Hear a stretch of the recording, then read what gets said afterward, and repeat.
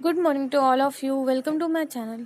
आज मैं आपके लिए लेकर आई हूँ हिंदुस्तान का एडिटोरियल डिक्टेशन, जो कि 110 वर्ड पर मिनट मीन्स 110 वर्ड पर मिनट की स्पीड से बोला जाएगा। तो आप इसे ज़रूर लेके और इसके साथ साथ भी आप आउटलाइन की प्रैक्टिस कीजिए।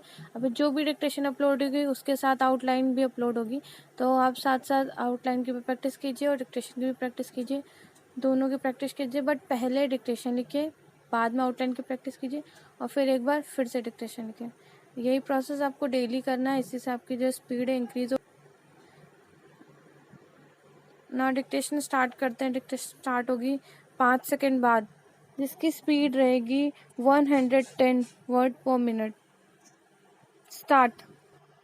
रिजर्व बैंक ऑफ इंडिया की मौद्रिक नीति समिति ने अपनी द्विमासिक बैठक में देश की आर्थिक स्थिति और कोरोना की दूसरी लहर के मद्देनज़र रेपो रेट और रिवर्स रेपो रेट में कोई बदलाव न करने का फैसला किया है।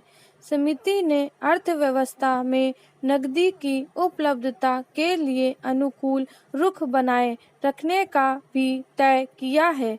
यह फैसला अपेक्षित था, क्योंकि ऐसी कोई बड़ी वजह नहीं है कि रिजर्व बैंक अपनी नीतियों में परिवर्तन करे।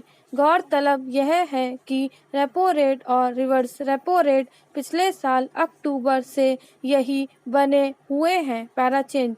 रिजर्व बैंक अपनी मौद्रिक नीति में परिवर्तन दो वजहों से कर सकता है। एक, विकास दर को बढ़ाना है, जिसके लिए अमूमन रेपो रेट घटाई जाती है, क्योंकि इससे बैंकों को सस्ती नकदी मिलती है और वे भी अपनी ब्याज दरें कर सस्ते कर्ज दे सकते हैं। अर्थशास्त्र के सिद्धांत के मुताबिक जब बाजार में वस्तुओं की पूर्ति के मुकाबले नकदी ज़्यादा हो तो महंगाई बढ़ती है।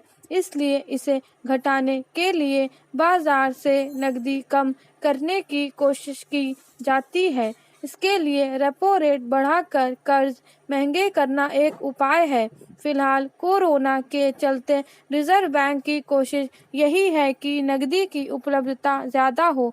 इसके लिए वह कोई तरीके अपना रहा है। हालांकि विकास की गति बार बार रुक जाती है।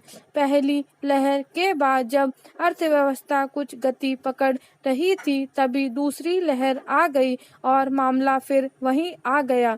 इसकी वजह से रिजर्व बैंक ने इस वित्त वर्ष में विकास दर के अपने अनुमान को 10.5% से घटाकर 9.5% कर दिया है। हालांकि मौजूदा अस्थिर परिस्थितियों में यह अनुमान भी कितना टिकेगा बताना मुश्किल है।